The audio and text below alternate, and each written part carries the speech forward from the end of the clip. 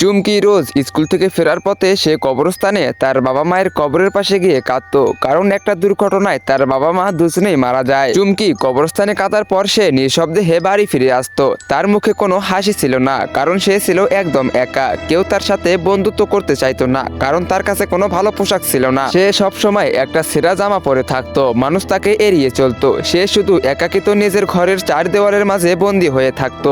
এক রাতে চুমকি ঘুমাইতেছিল, হঠাৎ তার বিছানার নিচে কিছু একটা জলজল করতেছিল। চুমকি পানি খাওয়ার জন্য উঠে দাঁড়ায়, আর তখনই সেই উজ্জ্বল বস্তুটির দিকে তার নজর পড়ে। সে নিচু স্বরে বলে ওঠে, আরে এটা কি? আর যেই না সে ওটাতে হাত দেয়, অমনি পুরো ঘর আলোয় ভরে যায়। আর যখন তার জ্ঞান ফিরে, সে দেখে যে সে একটা অন্য জগতে পৌঁছে গেছে। সেই পৃথিবীটা ছিল একেবারে আলাদা এবং ভীষণ সুন্দর। সে এদিক ওদিক ঘুরে সবকিছুই দেখতেছিল। হঠাৎ সে দেখতে পায় একটি বাড়ির নিচে তার বাবা মা দাঁড়িয়ে আছে। সে দৌড়ে তাদের কাছে যায়। তাদের চোখে মুখে ছিল পরম মমতা। তারা বললেন, মা তুই এখানেই থেকে যা, এখানে কোনো কষ্ট নেই, এখানে আমরা সব সময় তোর পাশেই থাকবো। সে হেসে বলল, সত্যি আমি এখানে থাকতে পারি? সে অনেক খুশি ছিল।